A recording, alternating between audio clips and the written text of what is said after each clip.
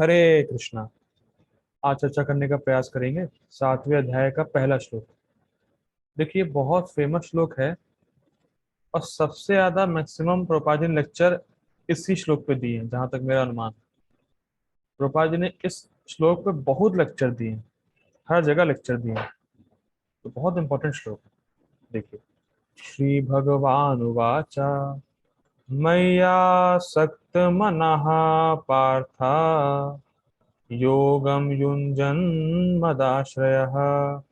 असंशयं समग्रं माम् यथा ज्ञास्यसि तच्छृणु।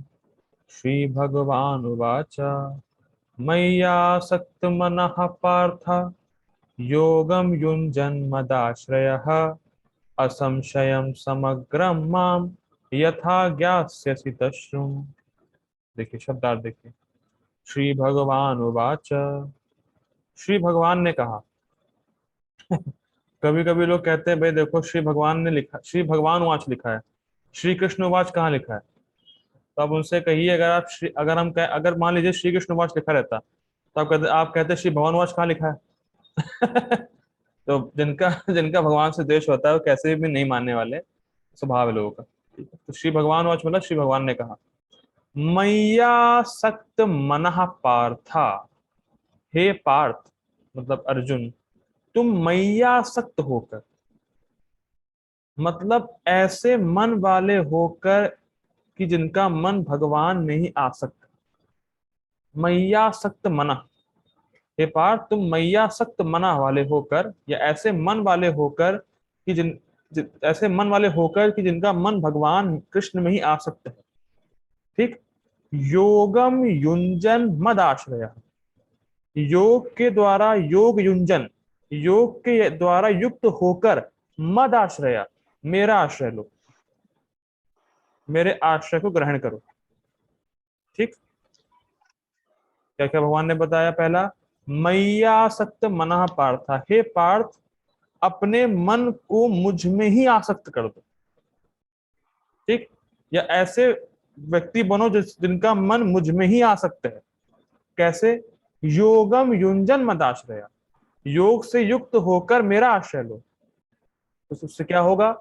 असंशयम समग्रम मां, बिना किसी संशय के तुम समग्रता में पूरी तरह से मुझे जान पाओगे। इतना सुंदर। असंशयम समग्रम माम, माम मतलब कृष्ण कह रहे हैं मुझे, असंशयम संशय से रहित होकर, समग्रम इन टोटैलिटी तुम मुझे जान पाओ। देखिए, टीका में बताया जाएगा समग्रता, मतलब समग्रता शब्द का मतलब उसमें यह है कि भगवान को कंप्लीटली कोई नहीं जान सकता, क्योंकि भगवान अनंत है। लेकिन जैसे जैसे हम अपना संबंध भगवान से जागृत करते हैं या समझते हैं, जितनी मात्रा में हम भगवान से अपने संबंध को समझे, तो उतनी मात्रा में ही भगवान उस संबंध के अनुसार अपना ज्ञान प्रकट करते हैं, अपने को जनवाते हैं उतनी मात्रा में।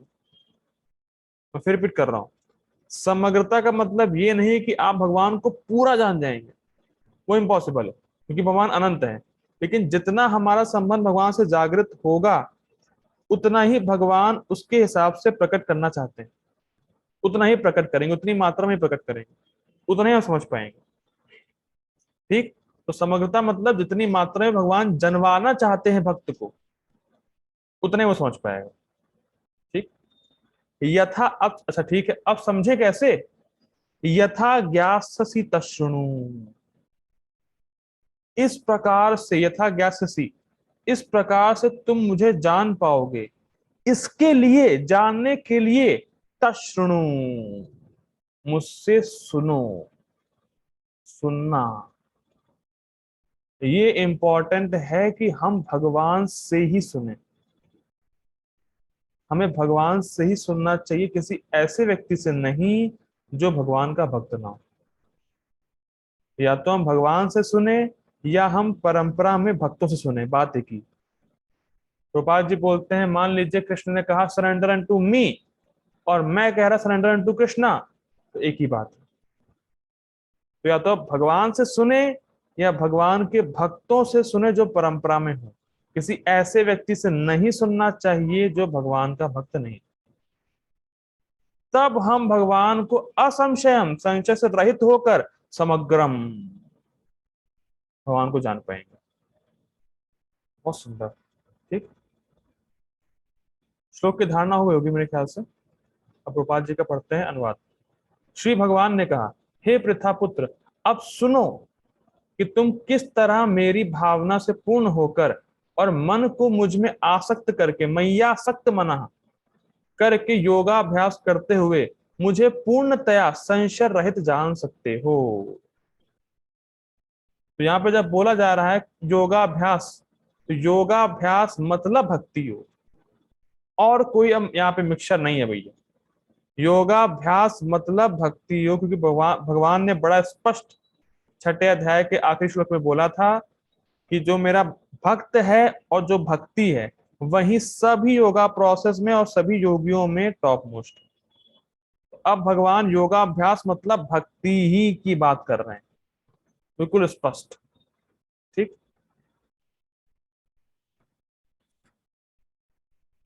अब पढ़ते हैं आगे गीता भूषण टीका। गीता भूषण टीका बहुत सुंदर है, देखिए। सातवें अध्याय में भजनीय भगवान के ऐश्वर्य का वर्णन है। भजनीय मतलब जिनका भजन करना चाहिए।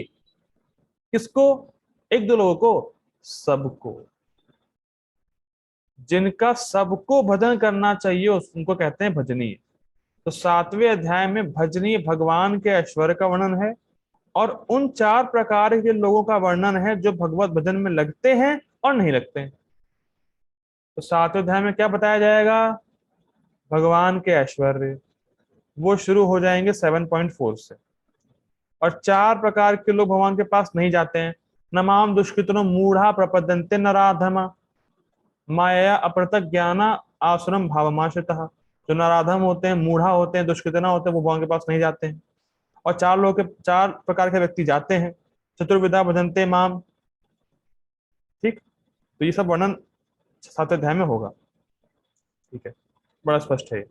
देखिए, अब प्रथम 6 अध्यायों में प्रमुखतः उपासक जीव के स्वरूप और उसको प्राप्त करने के साधन में वर्णन, साधन के संबंध में वर्णन हुआ। क्या कह रहे हैं देखिए। चैप्टर 1 to 6, अध्याय 1 से 6 में क्या वर्णन हुआ था कि जीव, जो उपासक है, जो उपासना करेगा, जो उपासक जीव है, वो किस प्रकार से शरीर से अलग है, ये वर्णन हुआ था। देहिनो अस्मिन् यथा देहे कौमारम यौवनम जरा तथा देहांतर प्राप्ति धीरे सत्र न मुह्यते। तो वर्णन दूसरे अध्याय में हुआ था कि जीव किस प्रकार से शरीर से अलग है, इसका वर्णन हुआ। और कैसे व्यक्ति आत्मज्ञान प्राप्त कर ले, ये वर्णन हुआ था। निष्काम कर्मों करे, और कैसे वो अपने को आत्मा के रूप में अनुभव करे, ये वर्णन हुआ था। और अविद्या से निवृत्त हो जाए, तो ये सबका वर्णन छठे अध्याय में हुआ था। और उसका साधन क्या था? निष्काम कर्म योग करेगा, फिर ज्ञान योग करेगा, फिर अष्टांग योग करेगा। ठीक, तो जीव किस प्रकार से शरीर से अलग है, इसका वर्णन। किस प्रकार से जीव आत्मज्ञान प्राप्त करे, इसका वर्णन। और जीव किस प्रकार से अनुभव करे कि वो आत्मा है, शरीर से अलग, इसका वर्णन छठे अध्याय 1 से 6 अध्याय में हुआ था। प्रथम जो 6 अध्याय गीता के थे। ठीक, स्पष्ट है, आगे पढ़ते हैं। मध्य 6 अध्यायों में, मतलब 7 से 12 जो हम लोग पढ़ रहे हैं, मध्य 6 अध्यायों में जीव के उपास से भगवान के स्वरूप और उसकी अनुभूति प्राप्त करने के साधन का वर्णन किया जाएगा। बड़ा स्पष्ट देखिए, जीव के उपास से मतलब जिनकी उपासना हर जीव के द्वारा होनी चाहिए। मैं फिर रिपीट कर रहा हूं, चाहे वो किसी भी रिलीजन, सो कॉल्ड रिलीजन में क्यों ना हो। ठीक, यहाँ पे जीव की बात आ रही है। तो जीव के उपास से मतलब जिनकी उपासना हर जीव के द्वारा होनी चाहिए, उन भगवान की अनुभूति कैसे प्राप्त हो, और उनका ऐश्वर्य क्या है। ठीक, ठीक है। अब देखिए बहुत सुंदर बात ये भी है कि भगवान को अनुभव कैसे कर सकते हैं हम लोग। आप लोग जानते हैं कि भगवान को अनुभव कैसे कर सकते हैं, भक्ति के द्वारा। तो इसीलिए यहाँ पे भगवान के द्वारा भक्ति स्थापित की जा रही है एज अ साधन के रूप में और साध्य के रूप में। तो फिर रिपीट कर रहा हूं, जब यहाँ पे कहा जा रहा है कि भगवान के स्वरूप और उसकी अनुभूति प्राप्त करने का साधन का वर्णन किया जाएगा, तो भगवान को अनुभव करने का एक ही तरीका है। भगवान के स्वरूप को, भगवान का अनुभव करने का एक ही तरीका है, भक्ति। तो यहाँ पे भगवान 7 से 12 में भक्ति की स्थापना कर रहे हैं एज अ साधन और एज अ साध्य। और हम लोगों ने पढ़ा भी था कि परिनिष्ठ भक्त का जो साधन है वो श्रवण और कीर्तन है, और वर्णाश्रम कर्मों को वो गौण रूप से, सेकेंडरी रूप से अगर कर रहा है तो भी ठीक है, और नहीं करेगा तो भी कोई दोष नहीं। सब पढ़ा था हम लोगों ने। ठीक, आगे पढ़ते हैं। यद्यपि ये बहुत सुंदर है कि भाई 7 चैप्टर शुरू ही कैसे हुआ।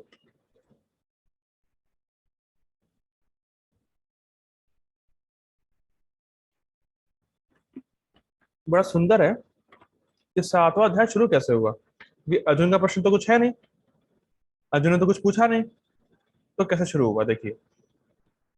यद्यपि छठे अध्याय के अंत में भगवान के द्वारा इंगित किए जाने पर भी अर्जुन ने यह नहीं पूछा कि किस रूप की उपासना होनी चाहिए। पूछा है? नहीं पूछा है। और भगवान उस रूप में मन को कैसे आविष्ट किया जाए, फिर भी आपने कृपालुत्व के कारण भगवान अब इस संबंध के में कहने के लिए उत्सुक है। ये क्या मतलब बताया जा रहा है, देखिए छठे अध्याय के लास्ट में भगवान ने क्या बोला, योगिना अपि सर्वेषां मद्गतेन अंतरात्मता आत्मनाम श्रद्धावान भजते यो माम समयुक्त तमो मतः। जो व्यक्ति भक्ति के शास्त्रों में श्रद्धा रखता है, श्रद्धावान, भजते मतलब सेवा करता है, किसकी भाई, मां, कृष्ण की। तो जो व्यक्ति श्रद्धा पूर्वक भगवान कृष्ण का भजन करता है वो टॉप मोस्ट योगी, ये बताया था। अब अर्जुन ने ये सुनने के बाद क्वेश्चन नहीं किया कि जो आप बता रहे हैं कि टॉप मोस्ट योगा है, उसका अभ्यास कैसे करना चाहिए, कैसे मैं करूं उसको, नहीं बताया, नहीं सॉरी नहीं पूछा अर्जुन ने। और किस प्रकार से मैं अपने अंतरात्मा में आपका स्मरण कर सकता हूं, ये भी अर्जुन ने नहीं पूछा। फिर भी भगवान को बताने की इतनी उत्सुकता है भक्ति के बारे में कि अपने कृपालुत्व, स्टेटस ऑफ बीइंग कृपालु, भगवान इतने कृपालु हैं, इस वजह से वो अर्जुन को अपने आप ही ये बता रहे हैं उत्सुकता पूर्वक। फिर रिपीट कर रहा हूं, अर्जुन ने कुछ नहीं पूछा कि इस योगाभ्यास को कैसे करें, आप में मन को कैसे लगाएं, लेकिन फिर भी भगवान इतने कृपालु हैं, इतने दयावान हैं, कृपालु होने के कारण उनमें इतनी उत्सुकता थी कि मैं भक्ति की स्थापना करूं, भक्ति के बारे में अर्जुन को बताऊं। क्योंकि तात मतलब अर्जुन मेरा बेटा, जैसे हम लोगों ने देखा था तात शब्द का आया, तात शब्द आया था, अर्जुन बड़ा प्रिय था भगवान को, इसीलिए। तो भगवान की उपासना किस रूप में होनी चाहिए ये भगवान स्पष्ट बोल रहे हैं, मैया सक्त, फिर रिपीट कर रहा हूं, मैया सक्त मना, भगवान बिल्कुल स्पष्ट कर रहे हैं, मुझ में अपने मन को लगाओ। मुझ में अपने मन को आसक्त करने का मतलब है जो कृष्ण बोल रहे हैं, कृष्ण मतलब टू हैंडेड फॉर्म जो है भगवान का, उसमें आसक्त हो। और उस रूप का वर्णन किया गया था छठे अध्याय की टीका में, प्रभुपाद जी ने पर्पट में लिखा था। तो अब कोई पूछे, मान लीजिए अर्जुन पूछता कैसे आसक्त करूं, उसने पूछा ही नहीं, लेकिन भगवान कह रहे हैं योगम युंजन मदाश्रय, योग से युक्त होकर, भक्ति योग करके। तो ये सब वर्णन कर रहे हैं भगवान इस अध्याय में। अर्जुन ने नहीं पूछा कैसे अंतरात्मा में आपका ध्यान करूं, कैसे आपको स्मरण करूं, लेकिन भगवान कह रहा है मैया आसक्त मना पार्था, अपने मन को मुझ में आसक्त करो, मुझ में मतलब कृष्ण, कृष्ण, और कहीं नहीं जाना है। टू हैंडेड फॉर्म कृष्ण में आसक्त करो। कैसे करूं भाई? ये पूछते मान लीजिए अर्जुन, लेकिन अर्जुन ने नहीं पूछा। लेकिन भगवान इतने कृपालु है, इतने एक्साइटमेंट से भर गए थे, तो उन्होंने कहा योगम युंजन मदाश्रय। हाँ, एक सेकंड दीजिएगा। पेज पेज पेज पेज वहां पे पेज हो गया।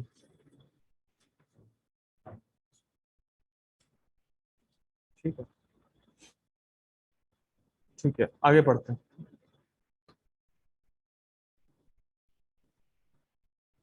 आगे जरा।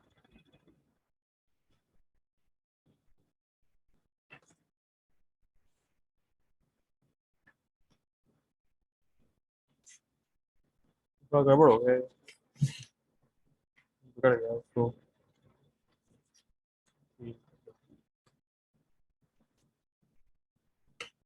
ठीक है, देखिए आगे पढ़ते हैं। अपने मन को मुझ वक्ता और तुम्हारे उपास से भगवान में पूर्णतः आविष्ट करते हुए, और तुम्हारे जैसा कोई भी व्यक्ति जो एकांत रूप से और अनन्य प्रेम के द्वारा जो चार प्रकार के रसों में हो सकता है, यथा दास से साख्य वात्सल और माधुर्य, मेरा ही आश्रय लेता है, और जो भक्ति योग में स्वयं को युक्त करता है, जैसे शरणागति का अभ्यास इत्यादि, उसको मुझसे बड़े ध्यान पूर्वक सुनना चाहिए, क्योंकि फिर उसके उसके बाद संशय की कोई संभावना नहीं रह जाएगी। यहाँ पे बहुत शब्दों का अर्थ ले रहे हैं बलदेव विभूषण, देखते हैं। देखिए थोड़ा टफ हो गया, देखिए। अपने मन को मुझ वक्ता, मैया आसक्त मना, मैया आसक्त मना अपार था, मतलब मुझ में आसक्त, मुझ में मतलब मुझ वक्ता मतलब भगवान कृष्ण। तो फर्स्ट समझना होगा, भगवान जब कह रहे हैं अपने मन को मुझ में लगाओ, तो मुझ में मतलब वक्ता जो बोल रहा है कृष्ण, कोई अंदर बैठा शिव बाबा, ब्रह्म ज्योति, फलाना ढमाका कुछ नहीं, कृष्ण। मुझ वक्ता मतलब भगवान कृष्ण, ठीक। और उपास से भगवान मतलब जिनकी उपासना की जानी चाहिए, उनमें आसक्त करो मन को, ठीक। और अपने मन को पूर्णतया आविष्ट करने का मतलब क्या है? देखिए बहुत सुंदर अर्थ है। देखिए, जब भगवान का प्रेम व्यक्ति के हृदय में होता है, मैंने पहले बताया था, तो भक्ति का कोई अंग वो करता है तो उसको अनंत सुख प्राप्त होता है, ठीक है।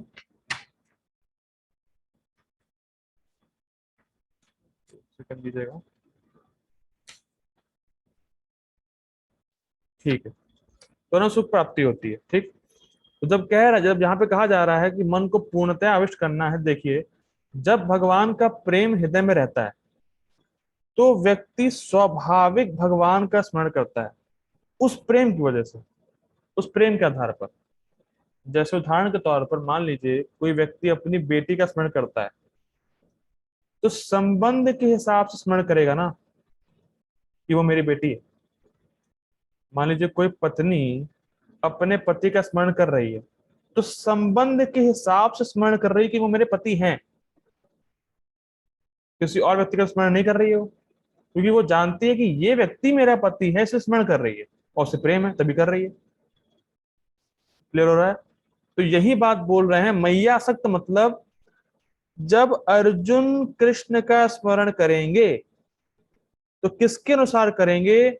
दोस्त के रूप में स्मरण करेंगे। जैसे मान लीजिए मुझे अपने पिता को स्मरण करना है, तो मुझे पता है कि ये मेरे पिता है, पहले संबंध है, फिर स्मरण है।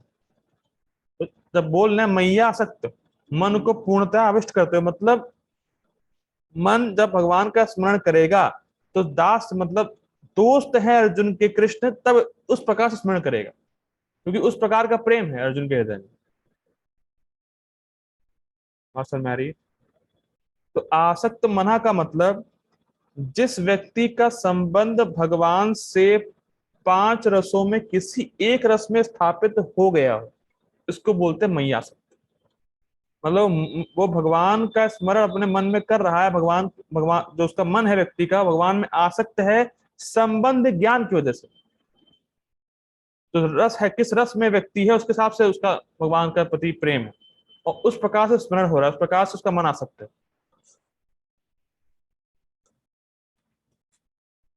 बात समझ में आती है? ठीक है, आगे पढ़ते हैं। अब ये तो मनासक्त की बात होगी। अब यहाँ कहा जा रहा है मेरा ही आश्रय लेता है। तो मेरा आश्रय लेने का अर्थ क्या है? मेरा आश्रय लेने का अर्थ है भक्ति योग के द्वारा शरणागति का अभ्यास। योगम युंजन मद आश्रया, जब मद आश्रय शब्द आया है मेरे आश्रय, तो मतलब भक्ति योग के द्वारा शरणागति का अभ्यास करता है।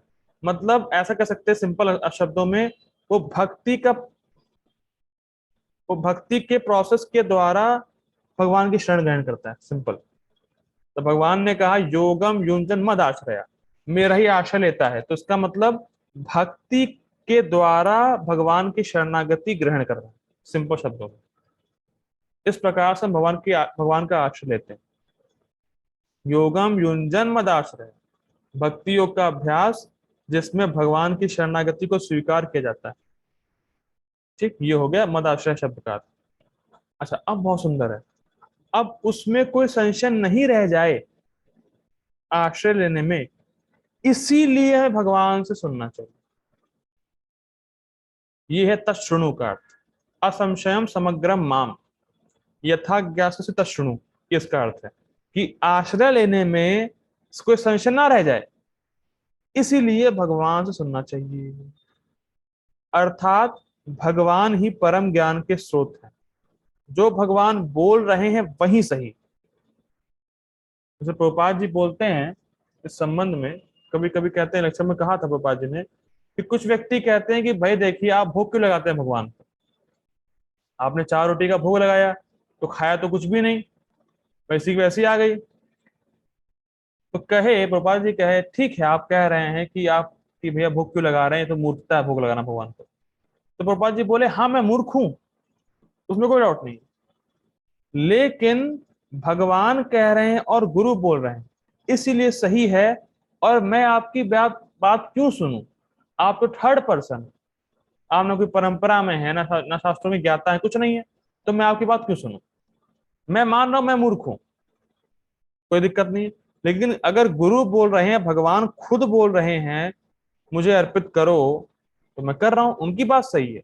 आप कौन होता है? वो थर्ड पर्सन है। आप भगवान के बारे में कुछ पता नहीं है, शास्त्रों के बारे में कुछ जानते नहीं है आप, तो मैं आपकी बात क्यों सुनूं?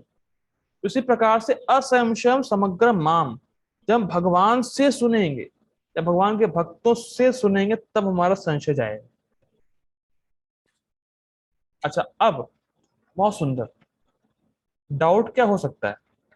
तो अगर कहा जा रहा है संशय असंशयम, तो मतलब संशय संशय हो क्या सकता है किसी व्यक्ति को? तो बहुत सुंदर देखिए अर्थ ले रहे हैं, देखिए संशय क्या हो सकता है। कृष्ण ही परम है, मैं फिर रिपीट कर रहा हूं, कृष्ण ही परम है, इस संबंध में तुम्हारा कोई संशय नहीं रह जाएगा, क्योंकि तुम मेरी पारतम्यता के प्रति विश्वस्त हो जाओगे। कितना सुंदर! तो असंशय मतलब इसमें कोई डाउट नहीं रहेगा, Krishna is the supreme personality of God. पारतम्यता मतलब कि भगवान परम है, भगवान कृष्ण से परे कोई और नहीं है, कोई भी नहीं है, ये होता है पारतम्यता। देखिए आप लोग देख सकते हैं प्राय जो हिंदू परिवार है अभी भी, तो वो कुछ लोग ऐसा मानते हैं कि विष्णु जी के अवतार हैं कृष्ण। प्राय ऐसा देखा जाता है कि जिनको शास्त्रों के बारे में नॉलेज नहीं है और टीवी सीरियल्स वगैरह देखते हैं, तो जो हिंदी परिवार के हैं वो ऐसा मानते हैं कि भाई कृष्ण जी विष्णु जी के अवतार हैं। लेकिन जितनी बार हम गीता भागवत चरितमृत या भक्तों का संग करते हैं या पढ़ते हैं, तो हमें सहज विश्वास हो जाता है या हो गया होगा अभी तक कि विष्णु जी कृष्ण के अवतार हैं। ठीक, तो ये डाउट कैसे क्लियर हुआ? भक्तों के संग में सुनने से। इसीलिए भगवान बोल रहे हैं सुनोगे तो डाउट क्लियर हो जाएगा। तच्छृणु, सुनोगे तो। और क्या डाउट क्लियर हो जाएगा? कि मेरी ही उपासना या उपास्य जो जो मतलब जो मेरा भक्त है, जो मेरी भक्ति करता है, वही टॉप मोस्ट है, ये क्लियर हो जाएगा, और तुम मेरा भजन करोगे। जबरदस्त, सुनने से ही डाउट क्लियर होगा। Krishna supreme personality of godhead है, कृष्ण की भक्ति करना है, कृष्ण के भक्त सर्वश्रेष्ठ है, और तब व्यक्ति उन्हीं का भजन करेगा बस, और किसी का भजन नहीं करेगा। बहुत जबरदस्त। तो मेन बात है, अगर किसी को संशय है भक्ति में, मान लीजिए भक्ति में किसी डाउट आ रहा है अभी भी, इतना फेथ नहीं है, तो सुनना चाहिए। और सुने किससे? भगवान के भक्तों से, या भगवान से गीता के माध्यम से, भागवतम के माध्यम से, इस वजह से। तो इसलिए सुनना बहुत जरूरी है। और प्रभुपाद जी अपने परपोर्ट में इसी श्लोक के सुनने पे इतना फोकस करते हैं, कुछ कहने को नहीं। लोग भक्ति को छोड़ देते हैं क्योंकि वो सुनना छोड़ देते हैं। बहुत बिल्कुल फंडा है, क्लियर। देखिए, बहुत सुंदर भक्त ने बोला, बिना सुने भक्ति में संशय होगा, इसमें कोई संशय नहीं है।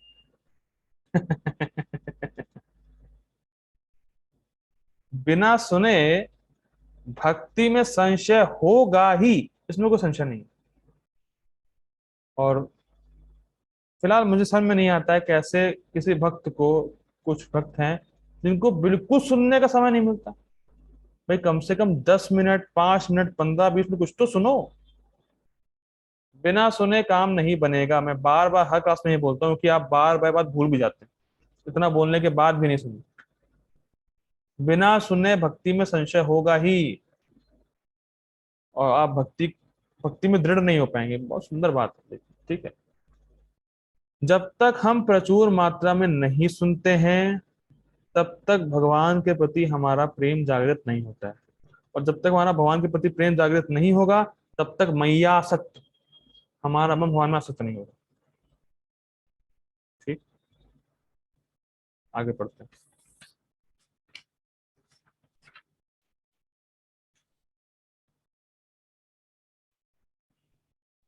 ये आगे पढ़ते हैं। हे पार्थ, इस ज्ञान के द्वारा तुम मुझ सर्वेश्वर को मेरे परिकरों, मेरे शक्तियों और मेरे स्थान के साथ जान पाओगे, अर्थात समग्रता में जान पाओगे। तो समग्रता में जानने का भगवान का मतलब क्या है? समग्रता में भगवान को जानने का मतलब है भगवान के बारे में 3 चीज जानना। मैं फिर रिपीट कर रहा हूं। जब यहाँ पे बोला जा रहा है असंशयम, क्या था श्लोक, क्या बोला जा रहा है, क्या था मेरा, कहाँ गया? हाँ, जब बोल रहे हैं असंशयम समग्रम माम, कि मुझे तुम पूर्णतया जान पाओगे, तो पूर्णतया में जानने का अर्थ क्या है? तो समग्रता का अर्थ बलदेव विद्याभूषण ले रहे हैं 3 चीजों को जानना। और 3 चीजें क्या है? भगवान के परिकर, मतलब भगवान के पार्षदों के बारे में जानना, भगवान के साथ जो रह रहे हैं, भगवान की शक्तियों के बारे में जानना, और भगवान के धाम के बारे में जानना। इन 3 चीजों के बारे में जानना मतलब भगवान को पूर्णतः जानने का अर्थ है, समग्रता में जानने का अर्थ। ओके, मैं पूछ लेता हूँ किसी से। हरे कृष्ण सुपेक्षा माता जी, भगवान को समग्रता में जानने का अर्थ क्या है?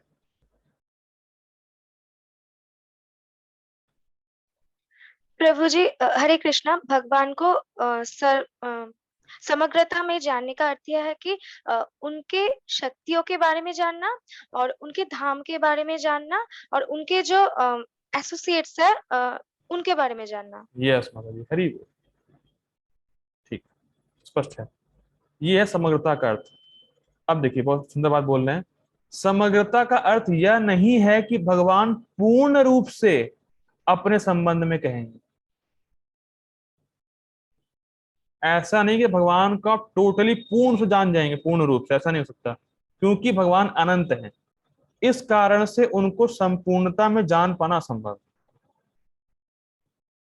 मैंने पहले बोल दिया था इस बात को, मैं इस लेक्चर की स्टार्टिंग में बोल दिया था इस बात को, क्या भगवान को पूरा जान जाएं, ये पॉसिबिलिटी नहीं, ये पॉसिबल है ही नहीं।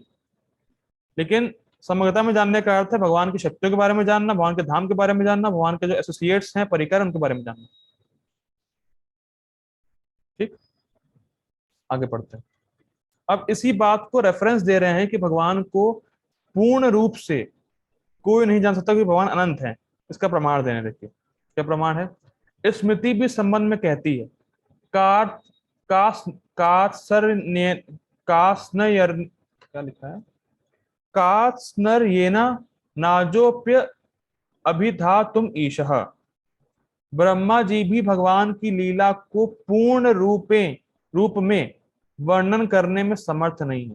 श्रीमद् भागवतम 12:4-31। तो भगवान ब्रह्मा जी भी कहते हैं, एक ब्रह्मा जी की स्तुति है 10वें स्कंद में, कि जो कहता है कि मैंने भगवान को जान लिया है पूरा, उसने भगवान के बारे में कुछ नहीं जाना है, ऐसा मेरा मत है। ब्रह्मा जी बोलते हैं जो कहता है कि मैंने भगवान को पूर्ण रूप से जान लिया है, मुझे नहीं लगता उसने कुछ जाना, क्योंकि मैं आपको पूर्ण रूप से जान नहीं सकता। ब्रह्मा जी कह रहे हैं, हम तो क्या ही है फिर।